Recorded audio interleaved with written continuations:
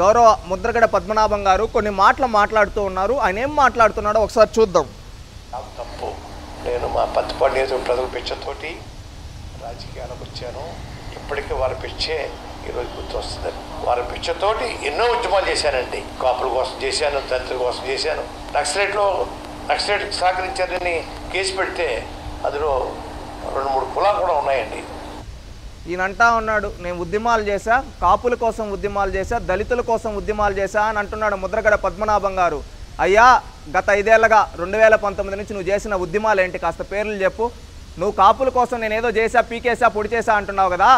కాపుల్లో ఉండే బలహీన వర్గాలకు సంబంధించి ఎవరికన్నా న్యాయం చేసావా? కాపుల్లో ఉండే ఎవరన్నా పేదవాళ్ళ పిల్లల్ని చదివిపించావా నువ్వు? కాపుల్లో ఉండే ఎవరన్నా పేదలను ఆదుకున్నావా? వాళ్ళకి ఆర్థిక సహాయం చేసావా నువ్వు? సూటిగా అడుగుతూ ఉన్న ముద్రగడ పద్మనాభం గారు, కాపు జాతి పేరు చెప్పుకొని నువ్వు పదవులు సంపాదించుకున్నావు, ఆస్తులు సంపాదించుకున్నావు. నువ్వు ఒక్క కాపు వాడినైనా కానీ సాధారణ పేదవాడిని ఆదుకున్నావా? ఒక్క పేద కుటుంబాన్నైనా ఆదుకుని వాళ్ళకి ఆర్థిక సహాయం కావచ్చు, ఇంకేదన్నా చేశావా?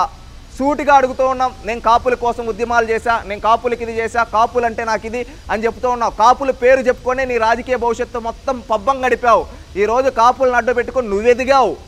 నువ్వు ఎవరన్నా పేదవాళ్ళని ఎదిగేదానికి వాళ్ళకి సహకారం అందించావా? సూటిగా అడుగుతూ ఉన్నాం, చెప్పు. ఈరోజు నీకేదో నేను కాపులకి ఇది చేస్తా అది చేస్తా. కాపులకి చంద్రబాబు నాయుడు గారు 5% రిజర్వేషన్ ఇచ్చేశారు. జగన్మోహన్ రెడ్డి గారు ఆ రిజర్వేషన్ తీసేశారు. దానికి సమాధానం చెప్పు. కాపులకి రిజర్వేషన్ తీసింది, కాపులను అవమానించింది రాజశేఖర్ రెడ్డి, జగన్మోహన్ రెడ్డి. నీకు ఒకటి తెలుసా? చిరంజీవి సీట్లు అమ్ముకుంటూ ఉన్నాడని చెప్పి ఆ లీకులు ఇచ్చింది ఎవరు? రాజశేఖర్ రెడ్డి కాదా? ఆ విధంగా కాపులను అవమానించింది ఎవరు? రాజశేఖర్ రెడ్డి కాదా? అదేవిధంగా చిరంజీవి కాపు వ్యక్తి అయిన చిరంజీవి పైన కోడిగుడ్లు వేపించింది ఆనాడు రాజశేఖర్ రెడ్డి కాదా? ఆ విధంగా కాపులను అవమానించింది రాజశేఖర్ రెడ్డి కాదా? అదేవిధంగా ఇప్పుడు జగన్మోహన్ రెడ్డి కాపులకు రిజర్వేషన్ తీయేసింది జగన్మోహన్ రెడ్డి కాదా? అనేక కాపు నాయకులపైన దాడులు చేసింది జగన్మోహన్ రెడ్డి కాదా? అనేక మంది కాపులపైన ఒక దమనకాండ జరిపించింది జగన్మోహన్ రెడ్డి గారు కాదా?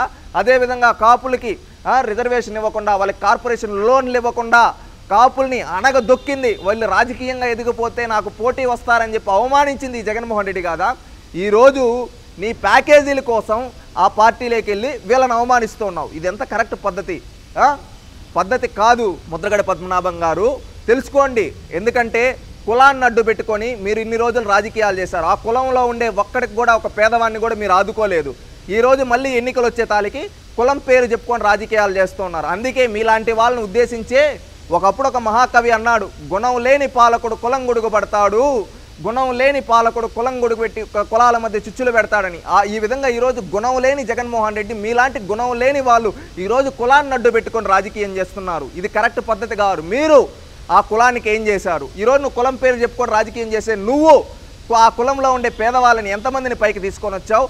ఆర్థికంగా కావచ్చు, అదేవిధంగా వాళ్ళకి విద్యాపరంగా కావచ్చు, ఎంతమందికి చేయూతనిచ్చావు? సూటిగా సమాధానం చెప్పు. అంతేగాని నేను చంద్రబాబు నాయుడు కోటేయద్దండి, కాపులు ఎవరు, జగన్ కోటేయండి అని చెప్తూ ఉన్నావంటే నువ్వు ఏ పరిస్థితిలో ఉన్నావు అర్థమవుతుంది. కాపులకు న్యాయం చేసిన చంద్రబాబుకు ఓటేయద్దు, కాపులకు అన్యాయం చేసిన జగన్ కోటేయమంటున్నావంటే నిజమైన కాపు ద్రోహి నువ్వు ముద్రగడ పద్మనాభం గారు. అది తెలుసుకోండి. ఎందుకంటే కాపులకు న్యాయం చేసిన చంద్రబాబుని గౌరవించడం మన బాధ్యత. అదేవిధంగా కాపులకు అన్యాయం చేసిన జగన్మోహన్ రెడ్డి గారిని వ్యతిరేకించడం మన బాధ్యత.